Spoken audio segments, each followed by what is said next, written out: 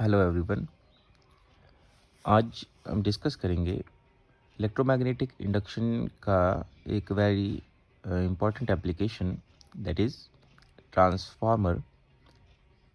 आपने इस डिवाइस को जो है मोस्टली अपने घरों में देखा होगा या काफ़ी जगहों पे इसको आपने देखा होगा।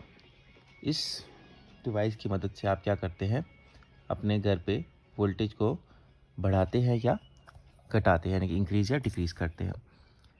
ये जो डिवाइस है ये बेस्ड होता है किस पे? इलेक्ट्रोमैग्नेटिक इंडक्शन के प्रिंसिपल पे।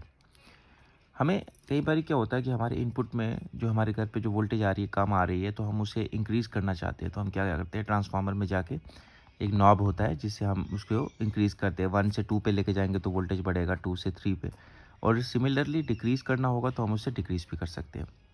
तो ट्रांसफार्मर होता क्या है? देखिए, ट्रांसफार्मर एक इलेक्ट्रिकल डिवाइस है। इलेक्ट्रिकल डिवाइस मैंने आपको पहले बता चुका हूँ कि वो डिवाइसेस जो एसी पे काम करते हैं उन्हें इलेक्ट्रिकल डिवाइसेस कहते हैं, और जो डीसी वोल्टेजेस पे काम करते हैं उन्हें इलेक्ट्रॉनिक डिवाइसेस कहते हैं। तो ट्रांसफार्मर एक इलेक्ट्रिकल डिवाइस है क्योंकि एसी पे काम करता है।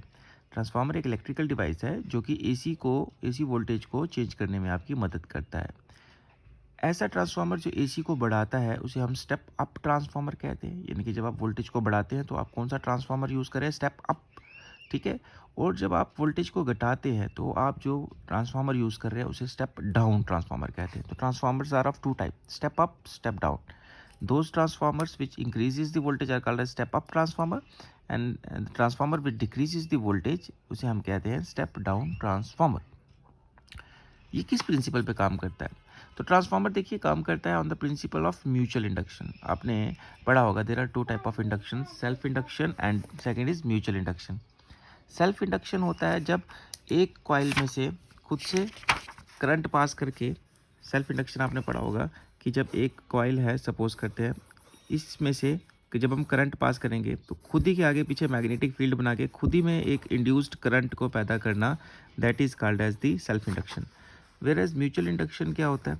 आपके पास एक कॉइल है, आप एक कॉइल में से करंट पास कर रहे हैं, ठीक है, एक कॉइल में से करंट पास कर रहे हैं और दूसरी कॉइल में अपने आप करंट पैदा हो रही है। इसमें से जो करंट पास करेंगे उससे जो मैग्नेटिक फील्ड बनेगा, इस मैग्नेटिक फील्ड में ये कॉइल भी आ जाएगी। तो ये जो फ्लक्स है ये सेकंड कॉइल के साथ जब लिंक होगा तो इसमें ऑटोमेटिकली करंट पैदा होगी, जिसे आपने म्यूचुअल इंडक्शन कहा था, is equals to minus M D phi by D T. ये था आपका म्यूचुअल इंडक्शन, और self induction is equals to minus L D phi by D T, ठीक है। तो ये किस प्रिंसिपल पे बेस्ड है ट्रांसफार्मर? म्यूचुअल इंडक्शन पे, कि जब एक कॉइल में से हम करंट को चेंज करेंगे तो दूसरी कॉइल में अपने आप जो है करंट पैदा हो गया। एक कॉइल में जब ईएमएफ चेंज करेंगे तो दूसरी कॉइल में अपने आप ईएमएफ पैदा होगा। इस प्रिंसिपल को कहते हैं म्यूचुअल इंडक्शन का प्रिंसिपल, जो कि ट्रांसफार्मर में यूज़ होता है। अब कंस्ट्रक्शन देखिए, ट्रांसफार्मर की कंस्ट्रक्शन देखिए। सब ट्रांसफार्मर के कंस्ट्रक्शन में आप देखिए, आपके ट्रांसफार्मर में लगा होता है एक कोर। ये क्या होता है? आपके जो लोहा है, लोहे की स्ट्रिप्स होती है, इस तरीके से आपके आयरन की स्ट्रिप्स होती है एल शेप की। इस तरीके की एल शेप की स्ट्रिप्स को क्या कर दिया जाता है? जोड़ दिया जाता है। ये जोड़ दिया जाता है और इस तरीके से आपका कोर बनाया जाता है, ठीक है। इसे बोलते हैं सॉफ्ट आयरन कोर।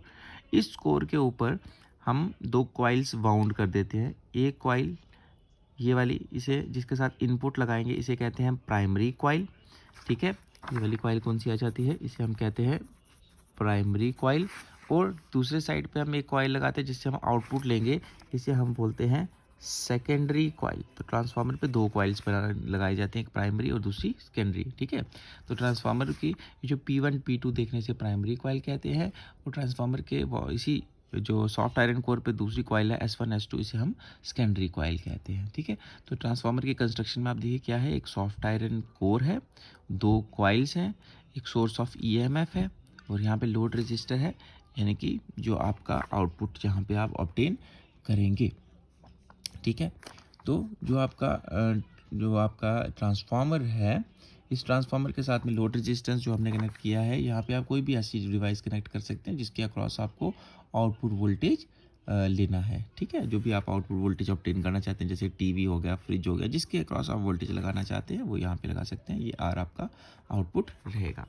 अब इसकी थोड़ी सी जो है वर्किंग देख लेते हैं। तो क्या होता है, काम कैसे करता है ट्रांसफार्मर? जैसे ही आप क्या करेंगे, प्राइमरी के अक्रॉस में वोल्टेज अप्लाई करेंगे, इनपुट वोल्टेज। तो प्राइमरी के अक्रॉस जैसे वोल्टेज लगाओगे तो प्राइमरी के आगे पीछे क्या बनना शुरू हो जाएगा, मैग्नेटिक फ्लक्स। ये मैग्नेटिक फ्लक्स सीधे किसके साथ लिंक हो रहा है, जाके आपके सेकेंडरी के साथ, क्योंकि सेकेंडरी हमने प्राइमरी के पास रखा हुआ है। एक्चुअल प्रैक्टिस में क्या होता है, प्राइमरी और सेकेंडरी ऐसे होते हैं, जैसे ये प्राइमरी कॉइल है, इसके नीचे सेकेंडरी कॉइल रखी जाती है, फिर प्राइमरी फिर सेकेंडरी, ये आपस में कॉइल्स बिल्कुल साथ में जोड़ के रखी होती हैं। लेकिन इनमें शॉर्ट सर्किट इसलिए नहीं होता क्योंकि ये जो कोर है और ये जो कॉइल्स हैं ये लैमिनेटेड होते हैं, यानी कि आपके कॉइल और कोर के ऊपर एक जो है इंसुलेशन वाला जो पेंट किया जाता है, एक इंसुलेटिंग मटेरियल जो है इसके ऊपर पेंट किया जाता है, जिससे ये आपस में शॉर्ट सर्किट ना हो। वरना आप खुद सोचिए, दो कॉइल्स जब आपस में जुड़ेंगी तो शॉर्ट सर्किट होगा। लेकिन असली में जब आप ट्रांसफार्मर देखेंगे वहाँ पे कैसे है, ये प्राइमरी कॉइल आ गया, ये सेकेंडरी आ गया, फिर प्राइमरी आ गया, फिर सेकेंडरी, इस तरीके से रखा जाता है, जिससे क्या होता है कि ये जो आपका मैग्नेटिक फ्लक्स है वो दोनों कॉइल के साथ में लिंक हो जाता है। और सबसे इम्पॉर्टेंट चीज़ आपको क्या याद रखनी है कि जो ट्रांसफार्मर होता है उस पर लेमिनेशन चढ़ाई होती है। आप कभी ट्रांसफार्मर को ओपन करके देखें तो आपको उसके अंदर जो है, जो कोर है ना, उसके ऊपर आपको एक कॉपर से कलर का पेंट सा दिखाई देगा। तो वो पेंट जो है वो इंसुलेशन के लिए होता है, ठीक है। तो जब आप प्राइमरी में वोल्टेज लगा रहे हैं तो प्राइमरी से प्रोड्यूस होने वाला फ्लक्स किसके साथ लिंक हो रहा है, सेकेंडरी के साथ। तो सेकेंडरी में भी क्या है, ईएमएफ इंड्यूस होना शुरू हो जाएगा। इस ईएमएफ को हम कौन सा ईएमएफ कहेंगे, इंड्यूस्ड ईएमएफ कहेंगे। आई से मैं इसको नाम देता हूँ, सपोज करते हैं ये कौन सा है, इंड्यूस्ड ईएमएफ हो जाएगा, ठीक है। बस ये होगा आपके ट्रांसफार्मर की वर्किंग, कि जैसे ही आप प्राइमरी में वोल्टेज लगाएंगे, प्राइमरी के साथ जो है मैग्नेटिक फ्लक्स जो है वो पैदा होगा। ये मैग्नेटिक फ्लक्स सेकेंडरी के साथ जुड़ेगा और सेकेंडरी में भी ईएमएफ प्रोड्यूस होगा, तो सेकेंडरी में वोल्टेज इंड्यूस्ड होना शुरू हो जाएगी। दैट इज कॉल्ड एज आपकी इंड्यूस्ड वोल्टेज या इंड्यूस्ड ईएमएफ कहेंगे। जितना ज़्यादा आप फ्लक्स चेंज करेंगे उतना ज़्यादा जो है ईएमएफ प्रोड्यूस होगा। नंबर 2, किस में वोल्टेज ज़्यादा प्रोड्यूस होगी, इसमें या इसमें, क्योंकि हमने अभी बोला कि ट्रांसफार्मर में वोल्टेज बढ़ाने या घटाने के काम आता है। तो यहाँ पे जिस कॉइल के साथ टर्न्स ज़्यादा होंगे उस कॉइल में या उस साइड में आपकी वोल्टेज ज़्यादा होगी। जैसे सपोज़ यहाँ पे 1 2 3 टर्न है और यहाँ पे कितने हैं, 1 2 3 4 टर्न। तो सेकेंडरी में जो टर्न्स हैं वो ज़्यादा है, तो इनके साथ जो फ्लक्स है वो ज़्यादा लिंक होगा, तो इसमें वोल्टेज ज़्यादा प्रोड्यूस होगी। वेरएज प्राइमरी में जो है टर्न्स कम है, तो प्राइमरी की वोल्टेज क्या होगी, कम होगी, ठीक है। अब देखिए, सपोज करते हैं कि हमने जो वोल्टेज अप्लाई की है वो है E equals to E naught sine of omega T. ये हमने अल्टरनेटिंग वोल्टेज जो है अप्लाई की है, कहाँ पे, प्राइमरी पे अप्लाई की है। और इस प्राइमरी जो है ये प्योरली इंडक्टिव है,